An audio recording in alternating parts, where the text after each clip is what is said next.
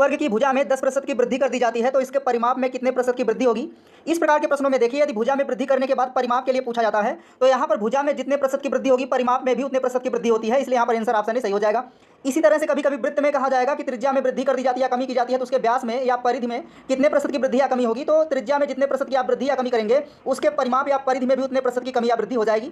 अब ऐसे प्रश्नों को देखिए लगाने का तरीका क्या है। मान लेते हैं यहाँ पर पहले भुजा कितनी थी, 100 थी। तो आप सभी जानते हैं कि जो परिमाप होता है 4 गुणे भुजा होता है वर्ग का, तो यहाँ पर 4 गुणे भुजा यानी ए करेंगे, ए का मान 100 है तो कितना आ जाएगा, 400 हो जाएगा।